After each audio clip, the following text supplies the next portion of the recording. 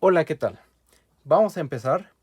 En el video pasado se cortó el video y ya casi acabamos la demostración. Recordemos que estamos viendo que el límite cuando x tiende a x0 de 1 entre x es igual a 1 entre x0. Es más, aquí tengo la hoja. Estamos en esta parte y bueno, vamos a terminar el argumento. Es en 2 minutitos acabamos esto. ¿Qué delta epsilon tomamos? ¿Cuál fue la delta epsilon que propusimos? El mínimo entre delta 1 y delta 2. Donde delta 1 era valor absoluto de x0 sobre 2. Y delta 2 la propusimos como epsilon por el valor absoluto de x0 al cuadrado sobre 2. ¿Ok? Y entonces propusimos esta delta epsilon como la delta epsilon que va a garantizar ¿qué cosa? Va a garantizar, déjenme les enseño la hoja. ¿Dónde están? ¿Dónde están?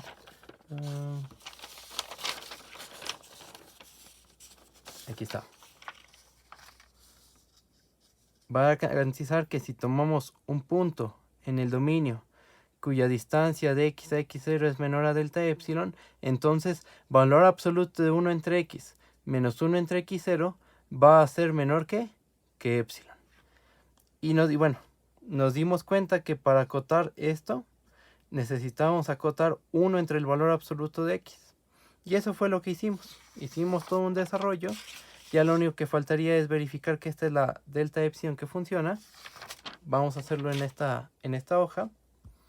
Entonces tomamos x en el dominio de la función. Que en nuestro caso el dominio de la función es r menos el 0. Y tomamos x dentro de la vecindad de radio delta epsilon. Donde recuerden que delta epsilon la propusimos como el mínimo entre el valor absoluto de x0 entre 2 y epsilon por el valor absoluto de x0 al cuadrado sobre 2. Así la propusimos. Entonces tomamos un elemento en el dominio cuya distancia de x0 sea menor que delta epsilon y mayor que 0. Y entonces, ¿cuánto vale o por quién va a estar acotado el valor absoluto de 1 entre x menos 1 entre x0? Haciendo la resta de estas fracciones, nos queda 1 entre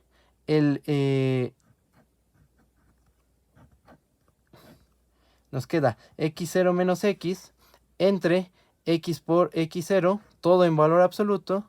Esto es igual al valor absoluto de x0 menos x entre el valor absoluto de x por el valor absoluto de x0. Y aquí usamos la primer cota. La primer cota, bueno, la delta epsilon es el mínimo entre estos dos números. Pero en particular delta epsilon debe ser menor o igual al valor absoluto de x0 sobre 2.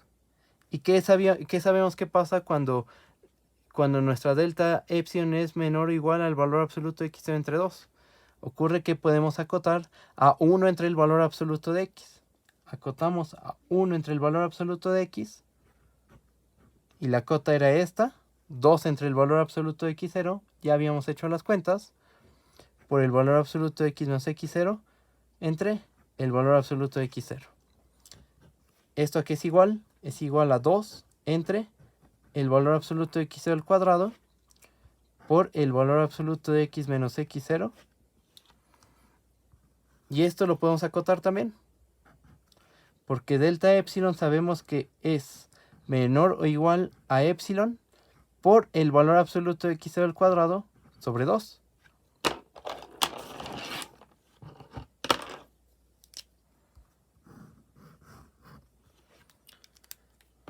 Ya que delta epsilon es el mínimo entre estos dos números.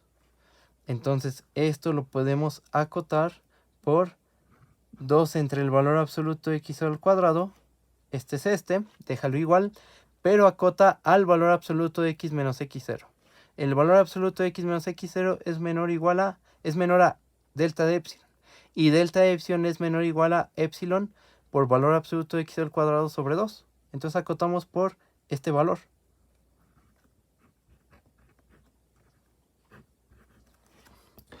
Pero observamos que aquí está el valor absoluto de x al cuadrado. Aquí está el valor absoluto de x al cuadrado. Uno está en el numerador, el otro en el denominador. 2 está en el numerador, 2 está en el denominador. Se cancelan y nos queda únicamente epsilon. ¿Esto qué implica? Esto implica que el valor absoluto de 1 entre x menos 1 entre x0 es menor que epsilon, siempre y cuando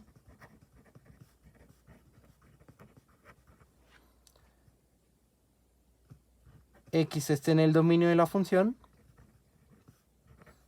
y la distancia de x a x0 sea menor a delta epsilon. ¿Qué delta epsilon propusimos? Propusimos el mínimo entre el valor absoluto de x0 sobre 2, epsilon por el valor absoluto de x0 al cuadrado entre 2. ¿Cómo se tomó a la epsilon? Se tomó de manera arbitraria. Fue epsilon mayor que 0, fija pero arbitraria. ¿Y qué hicimos?